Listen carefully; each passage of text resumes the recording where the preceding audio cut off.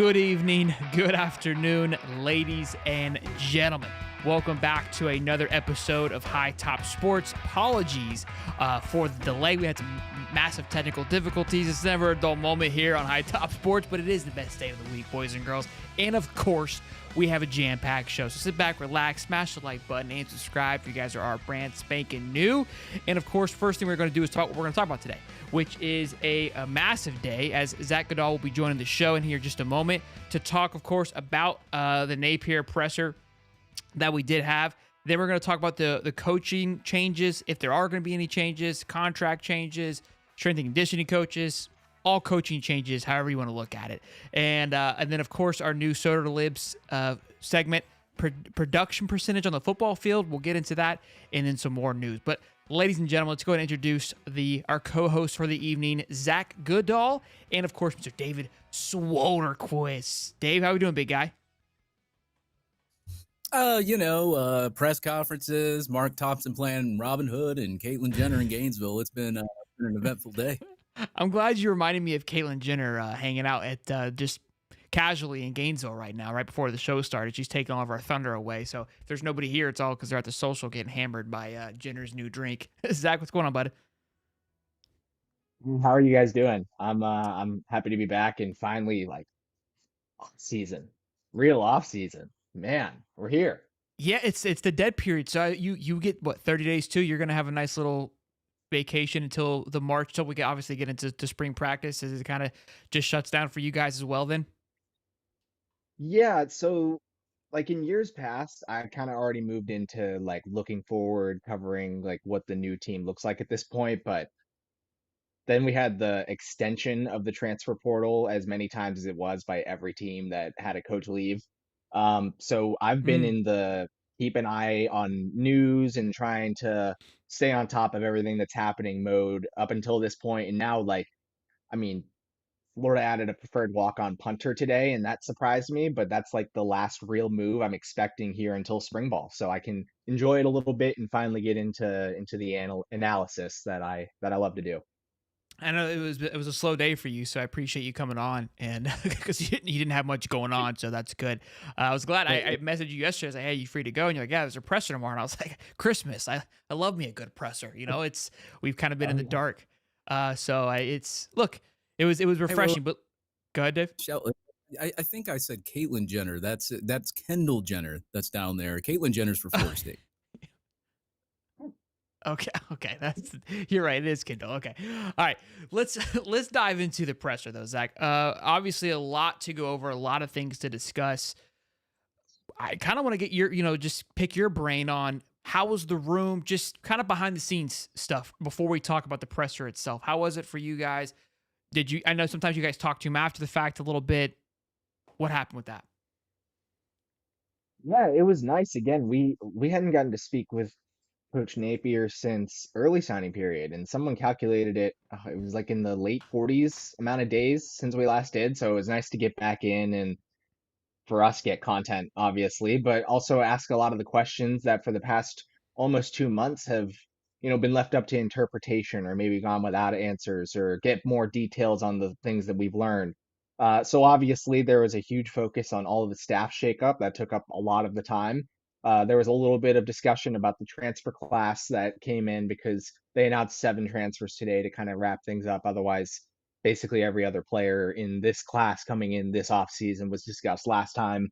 Uh, Brief touch on the NCAA investigation regarding Jaden Rashada, but I mean, we were even warned before Napier came in that, there's so little to nothing that really he can say about that strictly pertaining to the case here. So we didn't get to dive too much into it, talked a little broader scope. But I mean, I feel like the the vibe was good, like there is the room for it to be contentious, not necessarily between reporters and Coach Napier, but just, you know, he'll let us know when he doesn't love our questions sometimes, and he faced a lot of difficult ones. And maybe not difficult in the sense that we were badgering him or tough, but we were really leaving no stone unturned because of all the time that has gone by. And Billy was willing to do that. He even told us beforehand, I'm going to stay a little longer and answer everything you got. And I could tell at points there were times he was frustrated when we would maybe ask too many questions about the offensive play calling, too many questions about the changes in structure on defense, because he'd try and like take us a different direction. He'd bring up Craig Fitzgerald, the new strength and conditioning coordinator, and say, I'm sure you guys have questions about him too. Uh, Joe Houston, the special teams analyst. So, but even with that, like he seemed comfortable answering the questions that we had for the most part. Aside from, of course, he just couldn't get too much into detail about Jaden. So it was a good environment. Yeah, look, he did come out and said when he give you guys more time. He didn't have much of an opening statement like he typically does. He'll give you about 15, 20 minutes, take 6 of that, giving you just a monologue that puts you to sleep, but kind of let it rip. And you guys didn't hold any punches back either and asked some great questions. I think the Rashada one, I felt when it was asked, I was like, that was, in my opinion, a kind of a waste because you're not going to get much out of that. But it's almost like your guys' job to at least see if you can get something from that. Again, I did notice that he kept trying to, hey, I know you're asking this, but let's talk about the cool things, like the fun stuff, the coaches that are coming in that I'm proud of. I did notice him try to rearrange the conversation a little bit. Obviously, the big one at hand was, hey, what's going on with the staff here? We talked with Brandon Olson last week. Could there be a potential move on from Rob Sale, right? This was us just like reading tea leaves. Like I don't think there's any real journalism here. It was just Rob Sale was the only coach at the Pro Day. The last year was Patrick Toney and Rob Sale, and Patrick Toney ended up going into the NFL. So there was question, could Rob Sale leave? Have you heard any of that, or is that just us being boys? Well, no, you were well within your rights to read the tea leaves there, because for me, it was the biggest thing coming in. There's been so much change with the defensive staff, and last time we talked to Billy in December, he very specifically said, still in the process of evaluating this. I even think we talked about it here. He said he's doing like one thing at a time, and offense can come next. Um, and by the sounds of it, there could be some offensive structural changes. I don't want to necessarily say like Billy's hiring an offensive coordinator, right? That's what everyone wants to talk about. But he also kind of said everything but I'm hiring an offensive coordinator today when he talked about trying to take some responsibilities off his back, make some tweaks with the offensive structure. Russ Callaway, he specifically said, has acquired or will acquire more responsibilities. And all of these things make you think, okay, well, Rob Sales got the title of offensive coordinator. He is one of 4 assistants whose contracts was supposed to expire last week. What's going on? I've actually learned since then that they agreed to slash potentially signed extensions well before January 31st, all 4 of those coaches. So I believe Rob Sale, Darnell Stapleton, Mike Peterson, and Jabbar Jalouk will all be back. Napier said as much today. I asked him if he could just confirm that he expects them back next year, and he said, yeah, absolutely. They're working through things now. But with that in mind, I take him at his word, and nothing really points at this point to suggest that they're leaving unless an NFL opportunity or something else comes up. But with the comment on the offensive structure still taking time, that they're still thinking this through and trying to get it figured out, paired with Rob Sale and all these contracts, were Billy's direct answer when I asked that we actually are working on that like right now.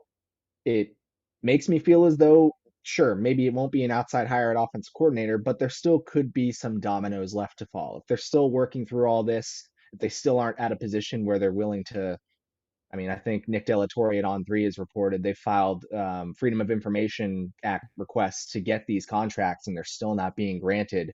And I've asked for them as well and have not received them yet either.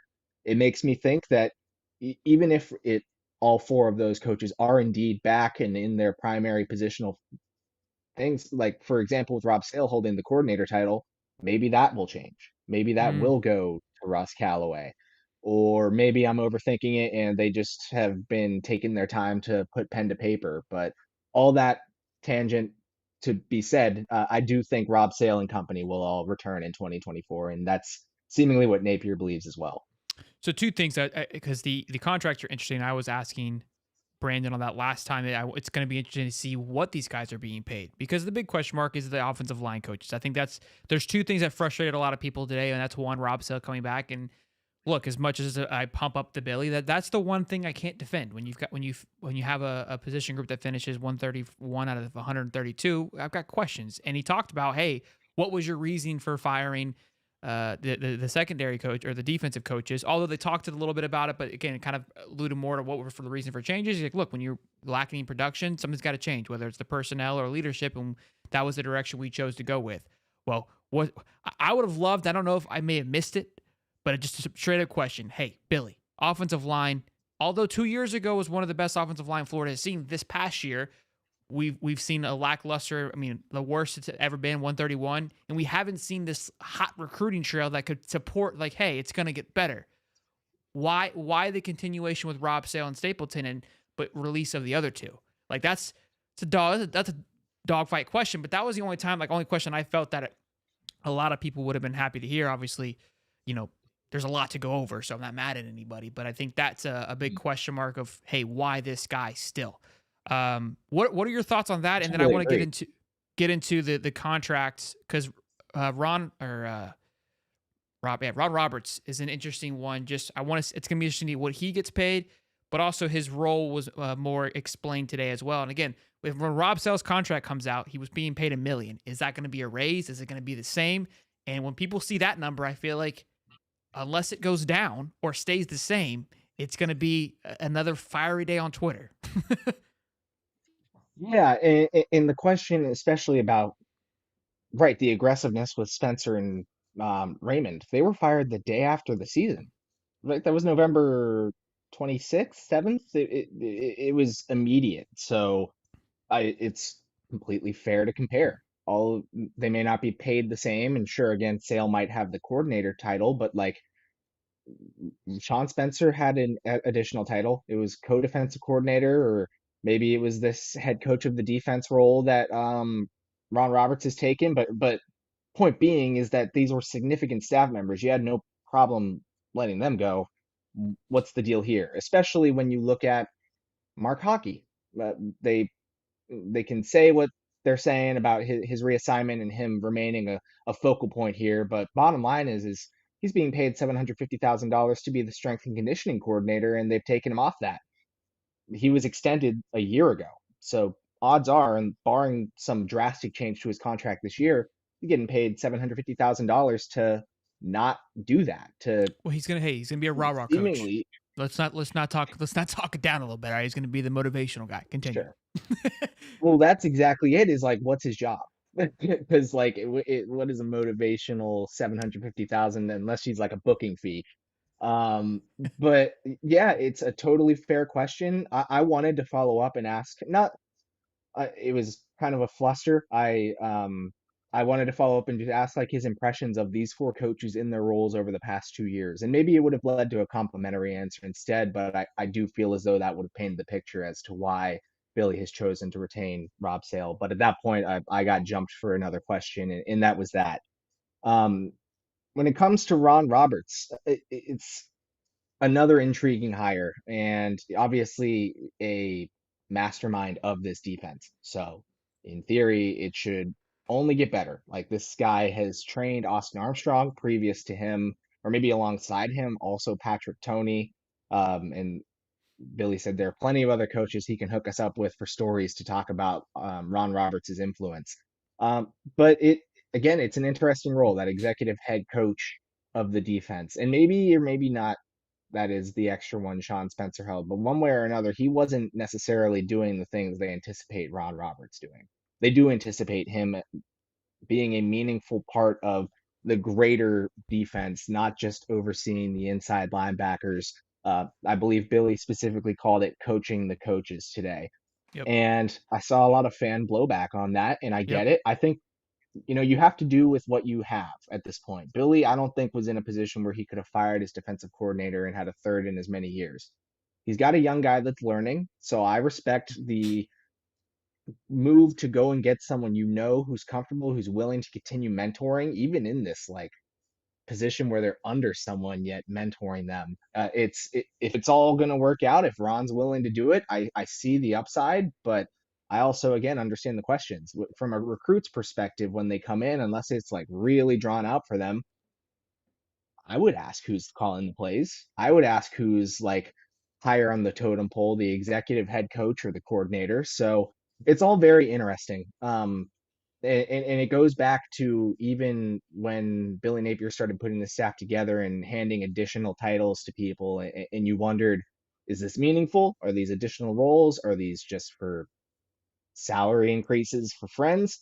Who knows? But the defense still over the past couple years has kind of been at rock bottom. There's only room to go up, and I think Ron Roberts is the type of coach in a vacuum that can definitely help your defense, especially this one again that he's been so influential in crafting over the years, can definitely help it go up. So the Ron Roberts one's an interesting one because I think when the hire originally happened, there was a lot of excitement. I mean, we've talked about it, Dave. People loved the hire, what he was going to bring to the table, his experience. It was like, wow, we got to steal. And I was kind of like asking a lot of questions. The guy was the 25th highest paid assistant, a coordinator last year at Auburn, and we snag him. He leaves Auburn. I'm like, this is weird. I don't know. He leans for a linebacker job. Clearly, that wasn't the case. It's a much higher role. So there's two ways of looking at this because you said there was some blowback today. It was he was being called a glorified babysitter. It's a joke. People were not happy with this rollout. So I think there's two ways to look at it. It's the only way to really look at it. Actually, is one. It's look. Armstrong comes in. I think he has a great scheme. He's young minded. Could have Billy maybe realized like, hey, he's not quite where we need him to be, but he has a lot of great things. And he's young. He's hungry. He recruits really well. But the overall big picture, yeah, maybe he doesn't have it dialed in just yet. And Ron Roberts, maybe he's a little, doesn't have the scheme, but he understands big picture how to run this. That was part of it as well. And again, he doesn't have the energy to go out and recruit and do all those things, but still wants to be involved and is able to be a mentor. And look, I think to speak to both of those guys to understand their roles. I was actually speaking with a buddy of mine at work. He's an older gentleman, come old wise guy between the hedges. And we're both managers. I'm the younger one, obviously. A lot of great things I bring to the table, right? But I still go to him for certain things because I have a hard time managing certain personalities, just given time.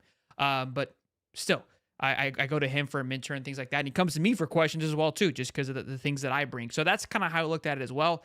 The other part of it, too, I looked at it as like, look, the way of college football, the landscape of it is evolving with NIL, with way more things to do than 3 years ago, right? You've got not only recruiting, but you've got to manage the portal. You've got to manage, and Billy spoke about that today, about managing this whole NIL thing. Like, got to manage agents, parents. Like, there's more involvement than there ever was before. And it's like, if we can pass off, let's call it just the pushing the paperwork, the old basic shit to Ron, while the rest of us handle the new evolving stuff because Ron can't figure out the new software systems, right?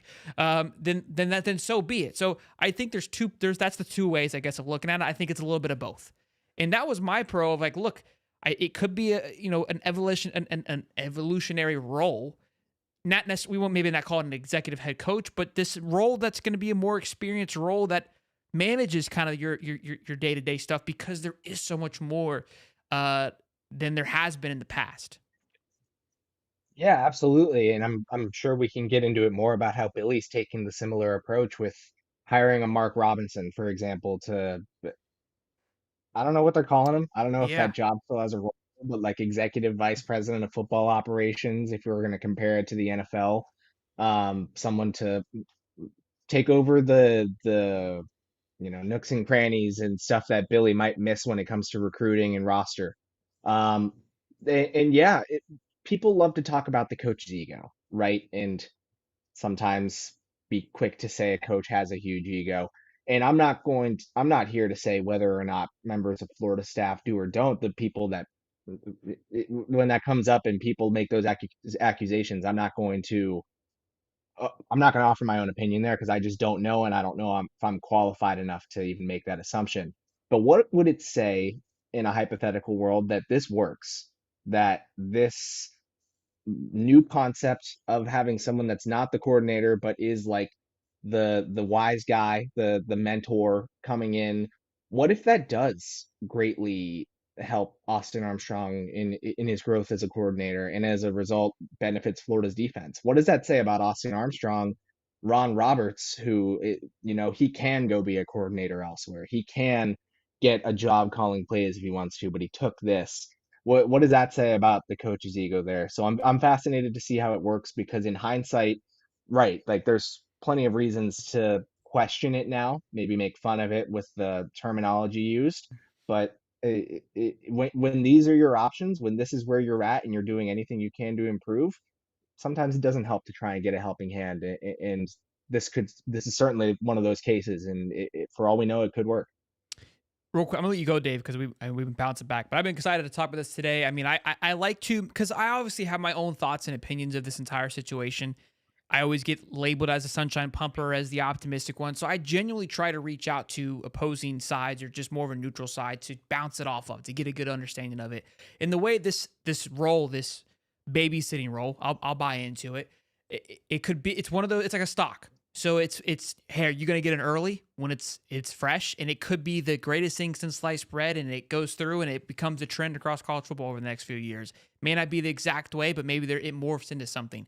Or it could be the dumbest shit ever. In 3 years, we're gonna have another meme next to our coaches and sharks and Dan Mullen's recruiting, right? Like we just add it to the list. Like who knows, right? We have no clue. I think most people are on the side of that. The chances of it being successful, if there is a line on this in Vegas, it's probably minus 600 on it being a horrible idea. So that's how it is. Real quick, super chat from Between the Hedges says, "Hey UF fans, Billy is going in the right direction." This is a Georgia fan. He is filling the gaps everywhere so he can run the offense and team, and you can get through this year. Ron Roberts is a Will Muschamp, and Will Muschamp kind of plays, again, somebody who has a ton of experience under his belt, plays a very behind-the-scenes role at Georgia. But if you think he's just an analyst, which I believe is what his title is, you're crazy. That guy is, in a way, the heartbeat of that team. But he's got his son's coming up through high school. His son's obviously on the team, so you kind of want to take a step back from all the recruiting and all the nonsense that what it takes to be a coordinator. He's like, look, let me just use my mind for what it is, but not have to deal with all the bullshit. And that, in my opinion, is what this Ron Roberts is coming in to do. He's like, bro, I ain't got time to be running around all these damn schools anymore. I think that's why you see college football also transitioning into that younger football crowd. I mean, even Coach Prime just hired their DC, the secondary out of the Bengals, and people were kind of like in shambles, like, who is this guy? And it's like, it's tough to get an older guy come in and work this grind of what is college football. Dave, you've earned your time, bud. Go ahead, clock in.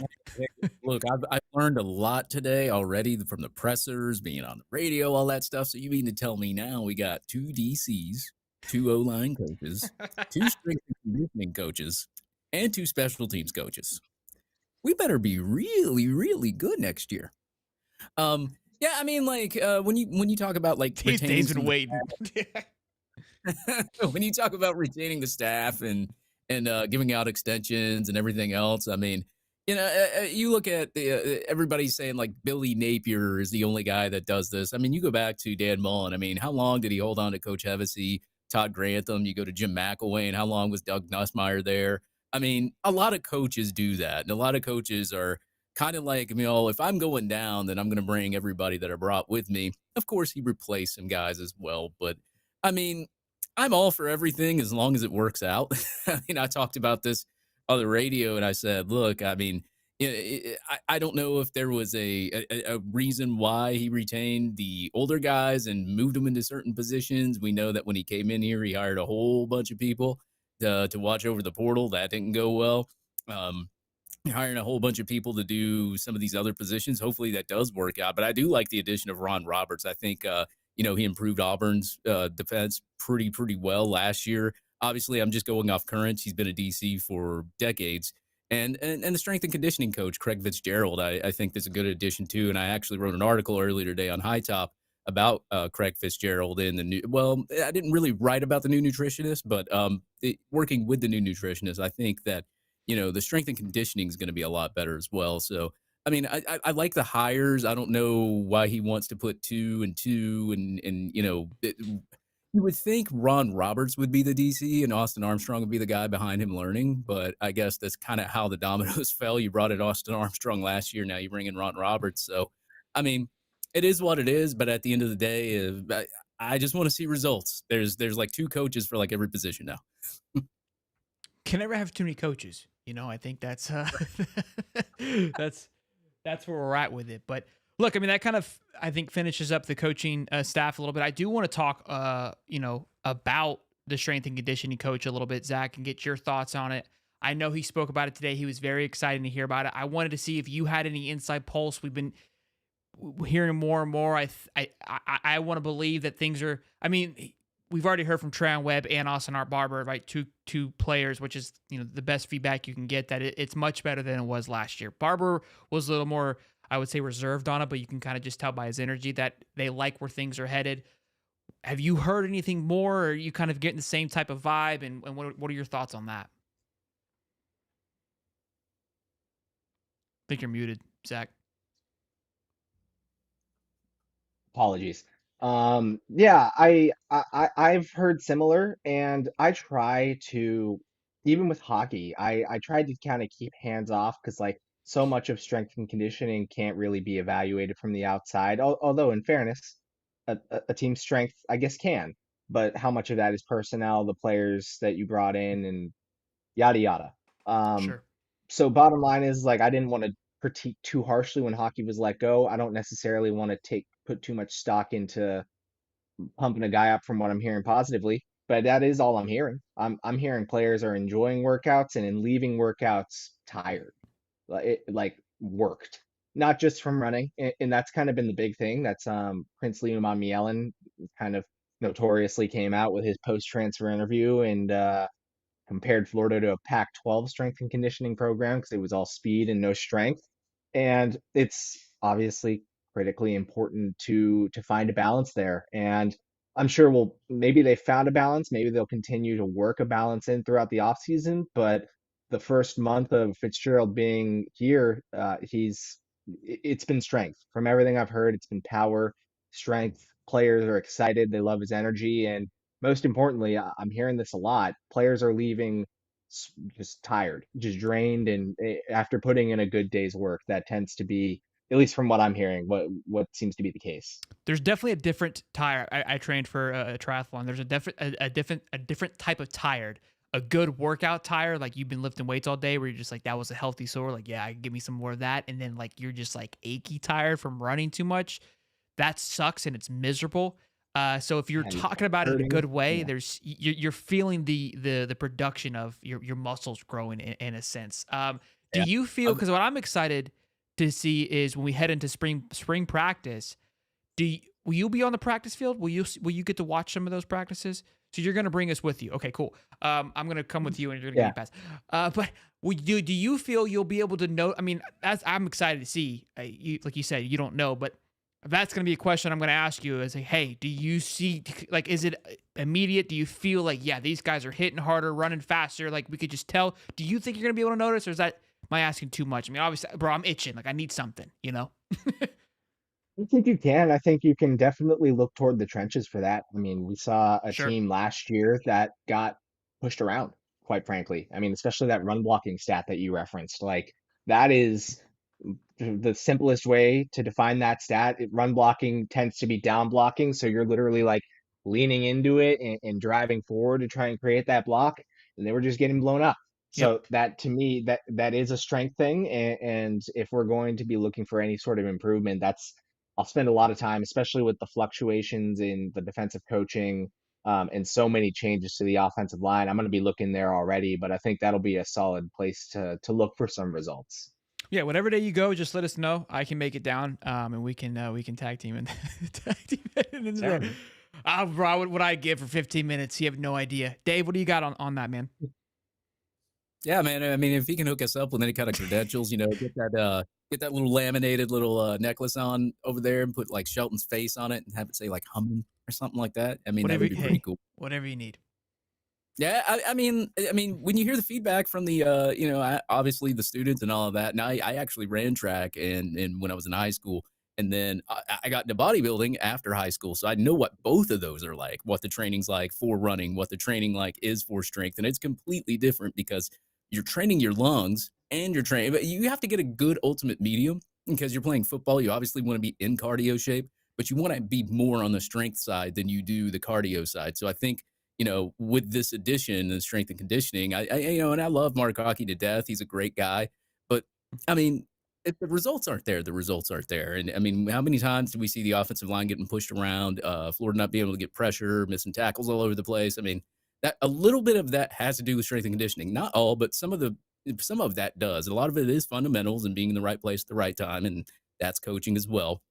But I think, hearing from what I heard from Tram Webb, from David Waters' interview, and then the interview that we had, I think that, there is starting to become more of a buy-in. There's starting to become more of guys wanting to go to the weight room and probably not even hiring outside personnel and outside trainers to help them train for football. So that's obviously saving money and putting more money in their pocket as well, on top of them actually wanting to go to the gym and work out and not be, I don't know. I mean, miserable a little bit. I can't even really say miserable, but the personality, you could just tell, like when, I mean, you've heard a couple of players out on Twitter, talk about like the development, the strength and conditioning. I mean, we've seen it from Princely Human Milan.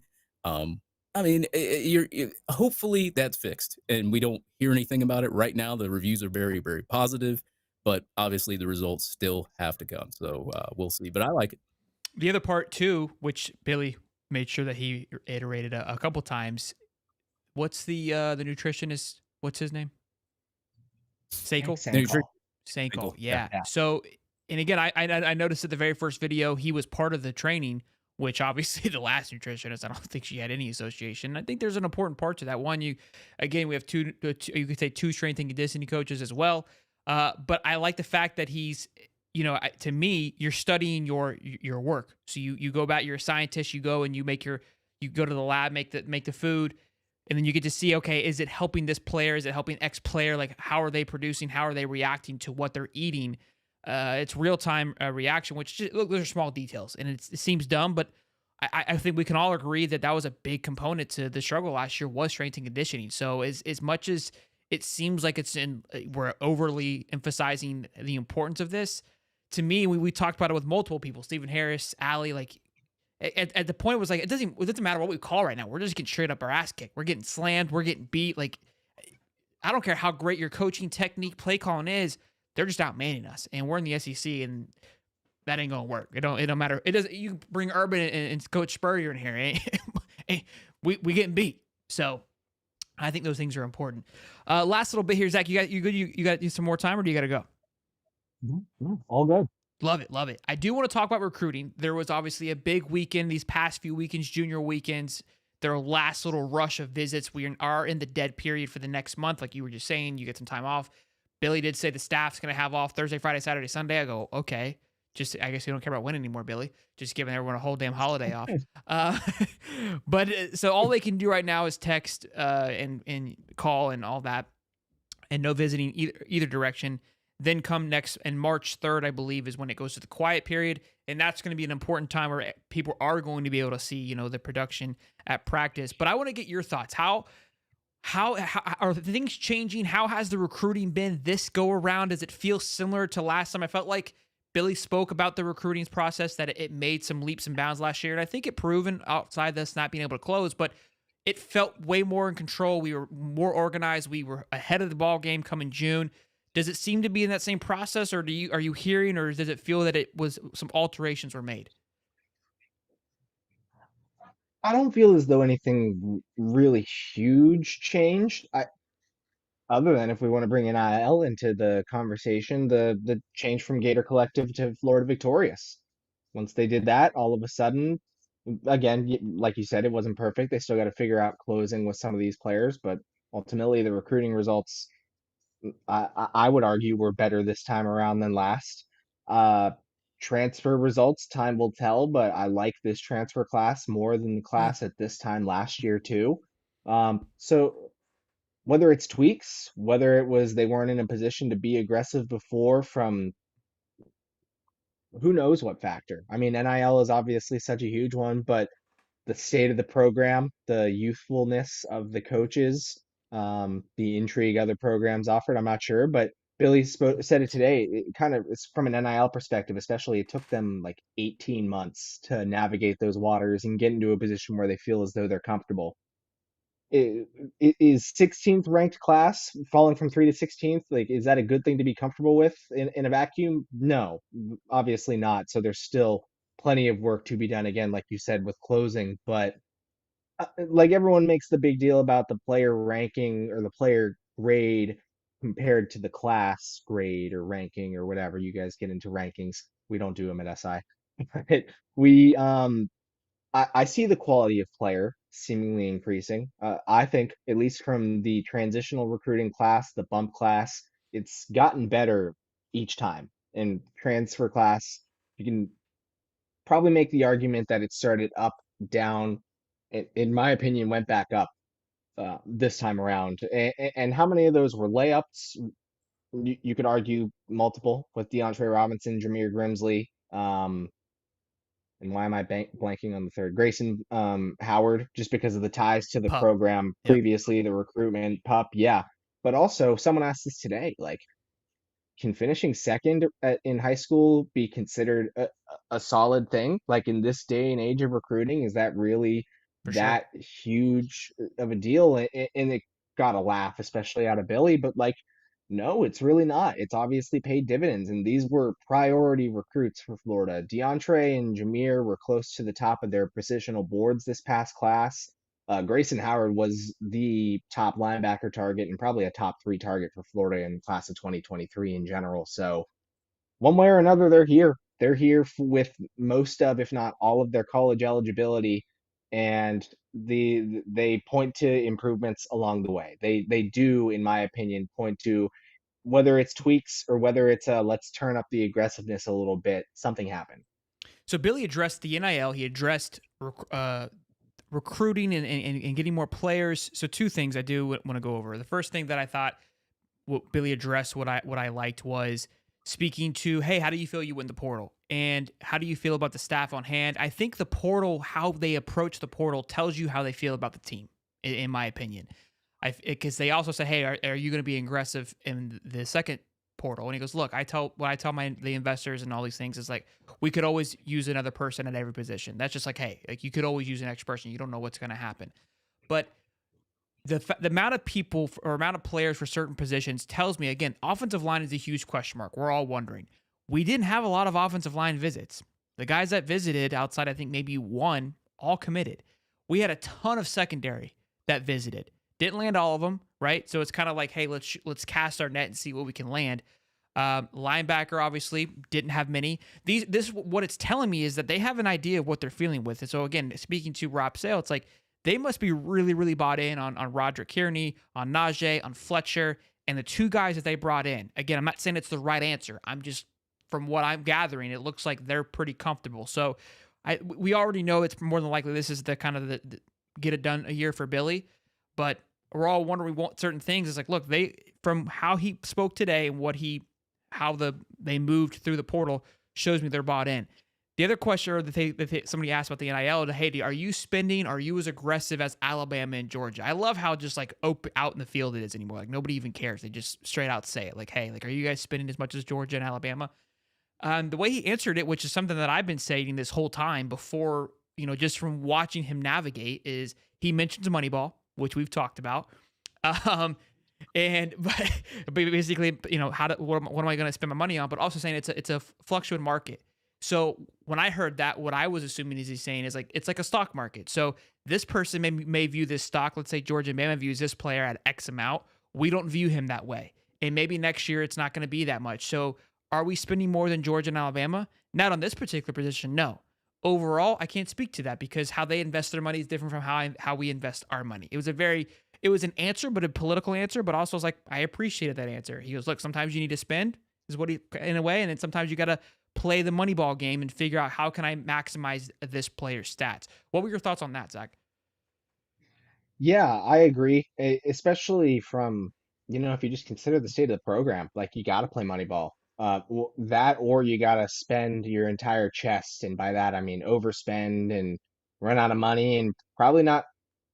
You can pay for very high quality players and overspend, but then the rest of your roster is going to Cleared. be underfunded and depleted. So yeah, when you're coming off 11 and 14 in 2 years, and this is right to your point that you were making earlier about this is how they feel about the team at the end of the day based on the transfer class, and they're confident on some of these guys that are rising. Yeah, like this is the prove it year for me with Billy, because in so many of those positions, whether it's Tierney and Harris on the offensive line, or you can point to a lot of different ones, but these redshirt freshmen slash sophomores, paired especially with the higher quality freshman talent coming in this year compared to years past.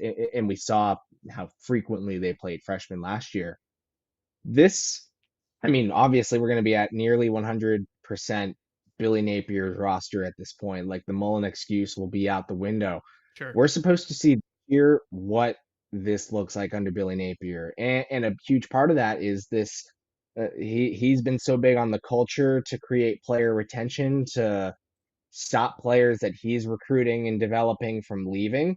We're supposed to see what that looks like in its full effect this year. Is it a guarantee to work? No, we see what these results About have to been the find past out. couple of years, and we can point the flaws. But also, like I respect and understand the approach. Like, Yeah. yeah, at center, it should be Jake Slaughter versus Roger Kearney. There should not be a transfer coming in to fight for that position right now because Roger Kearney was committed, or he was recruited to be the future at center, at least based on how they recruited him. They moved him to center from guard. Najee, same thing at guard. They have brought in transfers along the way, but we saw them kind of prioritize tackles this offseason because Najee is going to be expected to step up and start after a solid freshman year. Sure. I'd say that with Sharif Denson at nickel corner, where you lost, I think, one to multiple contributors. We saw them lean on freshmen at safety last year, and it's going to be even more this year with, I think, maybe transfers to kind of bridge the gap, offer depth, maybe start if one position isn't up to speed as the other. Corner, wide receiver, it's homemade. I think Sure. Billy Napier takes a lot of pride in having a homemade roster. And again, like, who's to say if it will end up working out because of the way college football operates now? Like, you can't really build a long-term thing anymore, but we're at a point where he's so committed to it, you have to see through what that is this year. And there's reason to be excited about it, no doubt. Yeah, I think, and it kind of nailed on the head of those positions. I just said like, hey, they didn't bring a lot in because it's like we've recruited, we've built for this, we're buying in on that, we've been doing our job. And I know when Richie Leonard, right? He went to FSU. Is that his name? Yeah. Yeah. When he left, obviously his father went on Twitter and was like, hey, you're gonna be the lowest paid offensive lineman, and it's like everyone was kind of freaking out. And I was like, I mean, the writing was on the wall of like, hey, you were kind of losing your job to a freshman and Najee. And it's like, why am I going to sit here and overpay for you when this guy was maybe a game or two right behind you? We play two more games, and I don't know who's better. And this guy's younger and has a way more brighter future here at Florida. And look, that if the O line comes out and has a much better year, I mean, that's going to be huge, obviously for Billy and Co, because of the guys they went out and recruited. It's going to be all right. This is working. Look, it could fall flat on its face too. Well, obviously that's what I would say 80% of the fan base is hoping for right now, it feels like. But those are the things that I think are positive. Dave, you and I were butting heads earlier about the NIL stuff. I want to get your thoughts on it before we move on from that.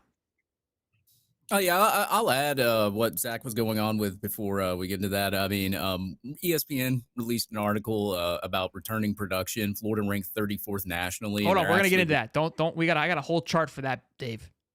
Okay. Right. Well, yeah, NIL stuff.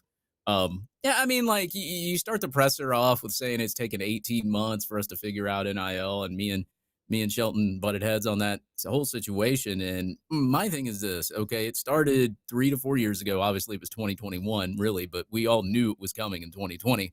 The blueprint was laid down, obviously, by Eddie. We know, I mean, it didn't take a long time for any of these other schools to jump on NIL and these collectives and get it together and start recruiting. And obviously Tennessee, they're out there winning more games than us, and it took them a while. I mean, I could list a whole bunch of names of schools that did.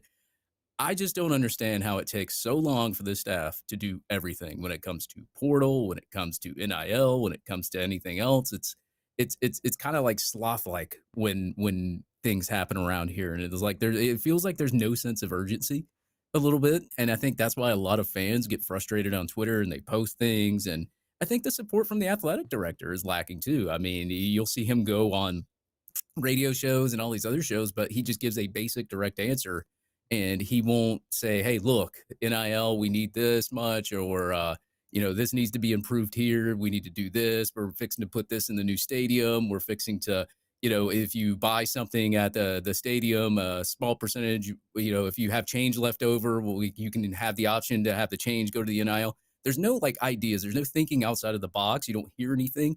And when somebody does come up with an idea, it's, well, we'll get back to you, and then nothing ever happens. So I just don't understand like the thinking concept, and then at the same time the sense of urgency. Like, I mean, Georgia has the #1 class again. I mean, like it's taken you 18 months after the beatings that you've taken from Georgia and the blowouts that you've withstood, and you're still sitting here saying we're trying to figure out NIL still. It's been 18 months. The blueprint was laid down by Eddie Rojas. Like, come on, like all you got to do is just add to that blueprint. Even though I know Gator Collective, it's done. He didn't want anything else to do with NIL. Okay, you turned it into Florida Victorious. Okay, blueprint's there. Improve it. Add some things to it. Add some strategies. You already got new people in there. You got plenty of fresh new faces, plenty of new members, like plenty of help, plenty of staff. Shouldn't be this hard. Something you said about I lost my thought with the it was about the NIL. Shit. I was gonna agree with how I completely lost my damn train of thought. I'm frustrated with that. But yeah, I think those guys not being invested. I think also too it'd be interesting to see how if Strickland can kind of step aside and that AD that we hired from A&M could maybe take more control over the situation that is just the football program and help promote that more. Those are obviously a lot of question marks on why those things aren't being handled. And look, okay, I would. So they knew Kendall Jenner was going to be down there tonight, right? All right.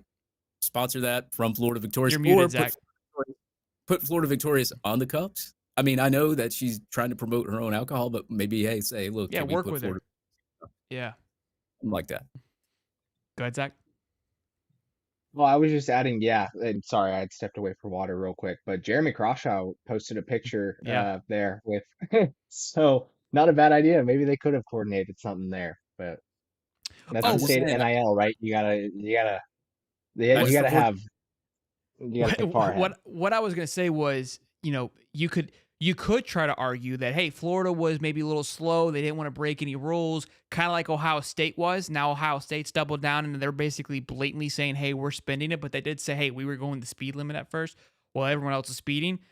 Me, always trying to find the positive, I would say, yeah, that you could argue that, but we got busted with Rashada. So clearly we weren't moving at a slow speed because we got busted anyway. So it wasn't like we weren't trying to do things, the perfect way, because we didn't do that anyways. But, well, great stuff, Zach. Thank you. I know you've been busy today. I really appreciate you coming on here. I mean, hell of a day to hop on and be able to talk about this. We've been itching for something, and it's going to be slow for the next 3 shows, I guess. But then it's turn me back on. Let's rock and roll. So we'll figure. Hey guys, we'll find something to talk about. I promise you for the next three shows. I'm not worried. But Zach, as always, such a pleasure. Before you go though, you kind of you're labeled as the pessimistic more side of you. We've talked about that on the show. You seem more optimistic about it. Is that just me just overflowing here, or do you feel more like, hey, I like where things are headed more so last year compared to this time, or are you just being nice because you're on the show? I mean, like, I tweeted yesterday about the back injury I'm dealing with from a car accident. I had some treatment yesterday and today, and I gotta He's say, drugged up. He's high. I am feeling as great as I have since this accident. So maybe that is leading to a great mood today. But no, and it could be recency bias being freshly removed from this. But I did feel as though we went in there and had honest conversations and had a lot of questions answered at the end of the Sure. day. And from my perspective, that's what makes me happy. That butters my bread. That gives you guys obviously and fans what they want to hear. Well, maybe not what they want to hear, but they want confirmation. They want to know. They don't want to be left hanging. So it's important for me to be able to deliver that, and I quite frankly enjoy being able to do it. So happy to have been doing it today. I'm happy to have joined you guys. And as for the trajectory, time will tell. I'm fascinated to see what this looks like in spring ball, because I know it's going to look different. At a minimum, it'll look different than last year with so many changes that have gone on. So change is good, or it can be good. So this entire show's a fraud because Zach's been under the influence the entire time. Just he goes, "Hey, I'm having a great time. This has been a great show. How long's it been? Oh, it's been 3 hours, but I'm loving it. Appreciate you guys having me on. Zach, you are an absolute treat. I love you as always, man. Thank you. Your handle's been down here the entire time, but tell them where they can find you, man, so they can keep up with your good stuff. I got the notifications turned on. Anytime Zach tweets, I look. I go, hold on, babe. Zach said something. All right, it's nothing important. Let's go. If you guys are trying to do the same thing, find me on, I called it tweeting, X at Zach_Goodall. Appreciate you guys. Hey, them shots are hitting hard. All right, boys. Hey, Zach, I'm going to let you go zoom on your own, bud guy. All right? Go have a good one. All right? Yeah, I need it. Thanks. You guys too. Later, buddy. Thanks, Zach. Bro. Man, Zach. My man got to wait to the end of the show to tell us he's high as a kite. I know, man. I almost called it an SUI, speaking under the influence there. Unbelievable. All right. So, great show thus far, boys and girls. Over 300 people in here for most of the time. It's been about an hour. I appreciate you guys as always hopping in here. Real quick, couple things. Smash the like button. Duh. Subscribe. Hello. Join the link down below to become a member, to earn your little pig wings, become part of the family. Jump into our Discord that is absolutely exploding. It's a great time. It's a blast. Also, new website just dropped. Things hotter than fresh bread, hotter than the two coaches we've got in every position. Put a lot of time and effort on this for the last couple of days here. Been grinding away, haven't slept. Got some blogs up. We've got a betting section coming up. Things are just, we're moving. We're on the up, we're like this, like Zach just said. I think Zach was on a different track upwards, but we're moving. So check out the site. Let us know your thoughts and opinions on it. We're going to be rolling out some new merch as well. I've got that kind of coming up close to rolling out a few things here and there. I want to make sure it looks good before we just send her, but good stuff all around. And Dave did write a banging article today about strength and conditioning. That was a blast. But Dave tried to get ahead of the program here and start talking about production. I love this stuff. Love this stuff. I mean, look at this chart, first of all. Let me make us a little bit smaller. So I can make the chart bigger, because this thing I'm proud of. I've been dialed in on the charts lately. All right, and for the ones that are just listening, it's worth opening up your YouTube and looking at it. All right. So this doesn't tell an entire story, but it tells a piece of the story. We were kind of speaking about this the entire time we were talking with Zach. Like, this is the year that Billy's got to turn things around. He's finally going to have his team in. The guys that he's been growing, you can't blame the Mullen talent anymore. This is Billy's team. You've got a few Mullen guys, but they've been through the process. They've made it through the attrition. They are no longer have the Mullen branding on them. Billy has branded them, like the Marshalls. And that might be it. I can't even think of any. Khalil Jackson, I think, was part of the walk-on during Mullen style. Honestly, I don't even know anymore. Like I said, they've made it through the dirty stuff and are here. What we're looking at for the ones that are watching at home, you've got the returning production for the last 3 years. So 2022, which was their Anthony Richardson year, 23, which was last year, and now we're going to be heading into for 2024. So Anthony's year, we were at 65%, which had us ranked 62 overall. Again, talent coming back, new coach, funky year, right? Is what it is. The following year, ton of attrition. Nobody's bought in. People go to the NFL. We're down to 54%. That was what we worked with last year. And look, we saw a decline in wins, and we heard it all year long, a young team. This proves this already, ranked 107th. We're going to get down to FSU in just a minute, which I love. This year, and I highlighted it green because it's our highest year out of these 3 years, at 68%, ranked 32 overall, and I believe there's only two teams higher than us in the SEC. Texas at 25, and we know what Texas is doing, and Mizzou at 31, and Mizzou was also a team that had a lot of guys come back last year. I think they were ranked a little bit higher, so Mizzou has really done a great job of building up their team over the last few years. And to me, this Mizzou team can kind of be what like Michigan and FSU were this past year. I feel like they're primed to take the next step, but there's also some room for improvement. So there's that. The teams that I listed here, I listed Auburn because I kind of got into a pissing contest about Pate's list with Auburn and his top few people. Michigan, obviously they just came off a national championship. I wanted to use them for reference. A&M, another school that we constantly hear about. FSU, because I wanted to laugh. And then Bama, because Bama and Georgia, in my opinions, are outliers. And we'll go over that in just a minute. But Auburn, 65% 3 years ago, 71%, and then 65% this year. So they've always kind of been in the middle of the pack. And look, I mean, you can kind of ask the question. Auburn's always had, it seems like, their talent coming back, but they They've been the equivalent to Florida for the last 3 years. Yet Auburn still gets a ton of praise and love, which is it is what it is. Michigan's an interesting one. They had 65% in 2022, and then 81, ranking 5th overall last year, which obviously led to a national championship. Now this year, they're going into 36%, ranked 28. So 36% of on-field production. But we all know that 2023 was the year that they are coming back for some juice. A&M, another weird one, right? They had 61% in 2022. 2023, they had 80%, ranked 7th. And they finished what last year, Dave? I know you have the records. Oh my God, Texas A&M did horrible last year. They were 7-6. So, and look, and we're going to get into this too. That look, I understand. Like, just because our return of production is higher, doesn't mean we're going to win more games. There's a lot of obviously factors that goes into this, and youth is part of that. So A&M's another proof of that, and they're going to down to 72% because obviously a lot of guys left and new coaching, etc. Florida State, which is what I've been beating on the drum. I've told everybody, nobody wanted to listen to me. Florida State fans are still delusional. 2 years ago when they went 10-3, 82%, they ranked 11th. Last year, 13-0, 87%, they were first overall. That nasty. They are falling all the way down to 58%, ranking 83rd. Reality is going to set in hard and heavy. And what's crazy too is look, Florida State is not going up against a schedule like anybody in the SEC is either. So will you see a massive drop back? No, the schedule isn't nearly the same. Now, you have your outliers, and that's the Bamas and the Georgias. Bama, obviously, we've known what they've done over the last 3 years. I'll get with Dave because you have their records. 65%, ranking 66th, which is in 2022, which was their best out of the last 3 years. Last year, make it to the Final Four, 40%, ranked 140th. And now they're going to be 44% coming back at 115. What does that tell you? It tells you that they have a hell of a program, a hell of a coach, hell of elite talent. That is what that tells me. Because when the year that Georgia won the national championship 2 years ago, they had, I think, 58% of their team production. The second year that they won. Again, that just speaks to the quality of recruiting and development. What was Bama's record all those 3 years, Dave? Or those 2 years, excuse me. In 2022, it was 11-2. This past year was 12-2. And I think that's funny you make that reference because, I mean, they even had injuries in that national championship game. Two of their main receivers were out of that game as well. Yeah, and I want to say the 2022 year, Saban, the year before that was a rebuild year, which looking at this, 2022 was their year to get it done.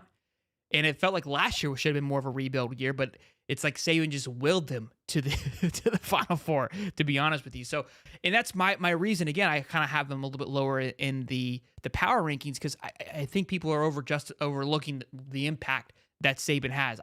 I do know they have a ton of blue chip stocks. I do know that there's still a ton of talent there, and they're not going to go away. But to think that they're going to be what they have been is, I think, a bit much. But look, I wanted to show this because it just speaks to what we've been talking about for the last hour, that it is starting to find a little bit of its footing. What Billy is building, it's coming to fruition. The ultimate thing has to be answered, and I know this. It's January. It's not August. We got to play the game. I know. We're in January, so we're not going to know until we see what's on the football field, but these are the steps that you want to see, at least from a numbers perspective, moving in the right direction. I know you were going to say some stuff earlier, Dave. What were you going to talk about this production when I cut you off? It was just that the 68%, and that's actually ranked 4th in the SEC. So I left out a team. Who else is in front? I have as a third. It could be third. I think Texas A&M's in front of us, and then no, they're behind us. Or maybe they were one ahead of us. Yeah, Texas A&M is. They are. They're right there. They're 18th. Okay, you're right. My bad. Yeah, there was 2 more teams ahead of us anyway. But I mean, it's a good spot to be in. Obviously, you look at Alabama, the 40% and all that, but they recruit at an elite level, and that's what happens when you recruit at an elite level. You can afford attrition. Florida cannot do that right now, so this would be kind of a little bit of a money year. I mean, considering you look at the first half of that schedule, a lot of those teams you play are starting new quarterbacks, and KJ Jefferson, who obviously we should have beat last year, is at UCF. But what Will Miles made a good point on a Twitter space. He said, you really want to cash in on the beginning part of your schedule. That way it buys you deposits to kind of lose some games down the stretch. And maybe you pull one off against Florida State or Texas or somebody down the stretch. Maybe you go 8-4, whatever. Billy Napier, quote unquote, saves his job. But I also had a good point that I had made too, is that what if Florida does say crash and burn, right? and say Mertz isn't working out, which I don't think is going to really happen because I think he's going to take another step. Just say nothing's working out, and maybe they put in Lagway, or Mertz gets hurt, they put in Lagway, and they're already like 4-4 or something like that. And then Lagway looks very, very, very impressive, like way better than Mertz, way better than anything you've ever seen, being the number one quarterback. And maybe you end the year with 6 or 7 wins again. Would you keep Napier just based on the fact of how Lagway looked towards the end of the year and said, well, maybe we got something here. Maybe we want to keep him because, if you fire Billy Napier, Lagway's gone and probably a lot of those other guys. So I put a little tough scenario there for it, but you got to also factor in injuries too, because injuries do happen. Sure. So hopefully the team can stay healthy through this whole schedule. And obviously strength and conditioning that helps too, with a little bit with getting injured, pulling hamstrings, that sort of stuff. But I don't know, man. Like I look at that, and I'm pretty optimistic about it as far as like returning production for Florida, especially being ranked where they are. Just hopefully we can stay healthy is my main concern. Because if you can't stay healthy, then that chart obviously does not even really matter towards the in the stretch. Yeah, it's Of course, irrelevant. you're gonna have attrition and injuries, but hopefully it's at a minimum. 2025 has always been a special year, right? It's always been kind of like the year that people have talked about, because if you talk about just the building of the structure, and if you look at this being at 68%, understanding that this team is probably full of sophomores and a little bit of juniors, you go into next year, you're probably looking at a 75, 78 of return of production, and now you're up in that upper echelon of top 15, top 10, just because nobody can leave. And there may be some guys that choose to stay because they see what is to come, right? Like a Shamar James will have the ability to leave, but he could stay. All the linebackers are more than likely, there's nobody going to leave except Nunnery. He'll run out of time. He'll be in his 19th year. Quarterback's obviously going to be a huge one, but we'll just see how much production DJ Lagway produces. The running back room, obviously Montrell will be gone, but we'll see how much action Trayon and Kanan Daniels get. The wide receiver room is as young as it could possibly be. Nobody's going anywhere besides Shamir DK, and we don't know what he's going to bring to the table. Defensive line, obviously going to be a big hit, but we recruited, I would say, pretty well, and we could see a lot of those guys step in. So, again, these are the things that I'm excited, I'm positive about. And, I was, thinking about it today. I was talking, I called my dad to kind of bounce it off his head of like, hey, like he's on the side of like not a fan of Billy. So I was like, you're a reasonable person to speak to about it, not just some, yelling at me on the Twitter. What do we think, things are going to be, and, how the direction that Florida needs to go. And again, like you said, if we're 6 and 7, or we're kind of on the cusp, do we close it off and move on from Billy? I don't, that's going to be a tough one, but I think it's spot on. You've got to pick those first 5 games. Those games, I think it's set up perfectly for you. You've got Miami at home, A&M at home, UCF at home, Sanford at home, A&M at home. That's 4. There's 8 home games total. Yeah, and you got it. You should, and they're all, in my opinion, all your home games, right? Those are the 4 right. There's 4 right there. You've got Kentucky at home. That's another one that you should be able to pull off. LSU, that one's going to be a big one. You're going to have to do some magic, right? Mizzou is at home. When we were damn near 4th and 17 away. And then what's the other one? Is it Ole Miss? It's Ole Miss. So yeah. Look, there's some tough ones in there. Let's not get it twisted. But hey, you pull out 6 of those, and then you steal one away on the road. There's 7 wins. Not ideal, obviously, but it's a hell of a schedule, and that's no excuses. Yeah. Nobody's going to really,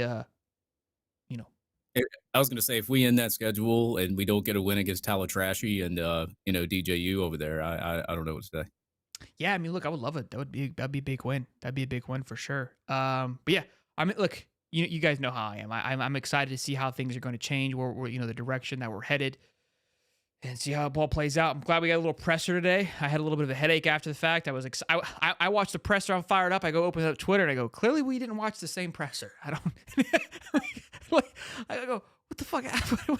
Wait, people just take things differently. Like I'm watching it with more of, I guess, a half glass full kind of thing. But ultimately, everyone has their opinion. And you and I were even discussing, like, I think everyone has a right to feel their frustration, and I think it's all warranted. And again, the Rob Sale one is a big head scratcher, right? It doesn't make any sense. All right, let's move on. We've got our last little bit here. David's libs or Soder libs. We got to get like a fun name for it. Like I don't know if we can do Mad Libs, you know what I mean? Says Shelton, I love you, but ain't no way. Ain't no way on what? Winning 7 games? Oh, Kentucky owns us lately. Look, I agree, but Kentucky, I mean, it's at home. I think it's a winnable game. I'm not saying we're going to go in there and dominate, but I would say that it's favoring towards you. They have a brand new quarterback, right? I mean, having Mertz, I think, is a bigger factor than people want to give credit to, given the fact that a lot of these teams that we're talking about, A&M, I know Wingman's coming back, but he's coming off of injury. You got Miami with a new quarterback, UCF with KJ Jefferson, which scares me, but he's a new quarterback in a new system. LSU's going to have a new quarterback. Kentucky has a new quarterback. Ole Miss, Georgia had their same quarterback, and FSU has a new quarterback. So those are big. Those are big factors, and we had a new quarterback last year. So let's move into it. All right, first order of business. Lane Kiffin real quick, funny story, Dave. I'm reading last week you put Tennessee will have to blank and blank to win the SEC. So I assumed you used the same verbiage. I assumed you use and, right? So I'm reading through my YouTube comments. I'm like, our YouTube fan bases are idiots. Like, they didn't read this thing because I'm putting the and in there. I'm like, did nobody read what is this? And so I was like, these all suck because it didn't make any sense. And then I go to Twitter. I go, did everyone just hit their head? Like, what are we doing? And then I looked at it. I go, no, I'm the idiot. And then they all made sense. So, bro, I was sweating. I was like, this is a horrible idea. Felt something wrong again. Yeah. Hey. Too soon. All right. What I'm going to tell you right now, don't go to Twitter because you spelled the title wrong. What title? On the video? Yeah. On YouTube? Yep. What did I spell wrong? I called it the Shelton Special, man. What did I spell wrong? We need to make a shirt where just everything's changes. No, I didn't. How do you spell changes? CHANGES. That's how it's spelled on YouTube. Maybe I typed it wrong on the Twitter, like my actual tweet. I'm talking about the thumbnail that you put out on Twitter. Oh, it's changes. Okay. Damn it. You know what's funny is I've been using the same AI to create some graphics, and sometimes it doesn't spell things right. And all my buddies are like, bro, just lean into it. You don't spell anything right anyway, so nobody's gonna know. They'll just think that you did it on purpose. Yeah, that's what I was gonna say. Like, we need to create a shirt where just everything's misspelled and just name it like right after Sheldon. Golly, dude. Got a lot on my head. All right, got a lot of moving pieces here, Dave. Cut me some slack, big guy. Yeah, he wears a lot of hats, not just that one. Yeah, I do. No excuses though. Yeah, I'll fix it. Maybe. I'm sure I'll get somebody will send it to you and circle it like this guy's an idiot, and they'll all be right. All right. So Lane Kiffin will have to kill Kirby with a shovel to win the SEC next year. That's a good one. You know, it is. And you know what? It's probably the cleanest one. They were all sexual related. Every one of them. I'll tell you what though, man, that portal, he did a number in the portal, man. Like that might be like the matchup in the SEC this year, to be honest. Lane Kiffin, his offensive mind, plus all those guys he got from the portal. K Ziegler, I don't want to give it away, but we already have that on here. I don't want to give it. I mean, I'm giving it away if you can see his comment. All right, Lane Kiffin will have to sleep in bed with Holly's mom. That's what he just put. That's what he just put. He can never. How can I pass this up? How can I pass this up? Lane Kiffin will have to fornicate with Uncle Lou to win the SEC this year. I was like, bro, unbelievable. Lane Kiffin will have to stop with all the tweeting to win the SEC this year. That's a good one. Well, he's gonna keep doing that. Yeah, I love it. Lane Kiffin will have to cheat with signs to win the SEC this year. All right. Michigan's assistant. Yeah. Get old Connor Stallions in there. Well, boys, what a show. No spelling errors this time. All good to go. Over 300 in here. Dave, who we got for the Super Bowl, big guy? We got to close it down strong. Oh, God. I don't like neither team, but I don't even really watch the NFL. So I hope the winner is my bets. Dave sucks talking football. If anything outside of college football, it's like foreign language. Damn. I got Niners by 7, 28-21. How many times does the camera pan to Taylor Swift Super Bowl? It's not How many that times? many. You guys are giving her too much crap. Y'all need to simmer down a little bit. Although her at the Grammys was like a little awkward. She got a lot of flack for some certain things. She's in a weird position, dude. Like she's like Billy, you know? She's got people that hate her and people that love her. There's really no in between. That's how Billy basically is Taylor Swift.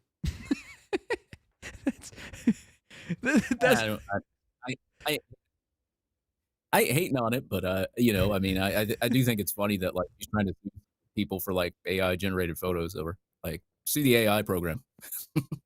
Oh, I mean, what are you those supposed to photos. do? Those photos are a little egregious. I'm like, that's a little, bro. That's tough. That's tough. Yeah. See, Brock Purdy was a big Gator fan because Tim Tebow. See that? Oh yeah, saw that. Zach wrote about it. We should have asked him when he was Yeah, on the phone Brock Purdy. or on the show.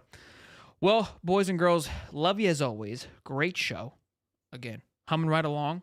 Have a little bit of a slow month here, so everyone kind of rest up because start March we'll be back. I mean, we're not going anywhere, but I imagine I don't know what the hell we're going to talk about for the next 3 weeks, so we'll figure it out. Yeah, also check out the site, man. I'm going to be posting more articles out there. You know, the site is revamped. If you have been to it or haven't been to it yet, it has been revamped, and Sheldon did a really good job on it. So yeah, check it out. Good stuff. Love you guys. Be good. Like and subscribe. And we'll see you guys in the next one.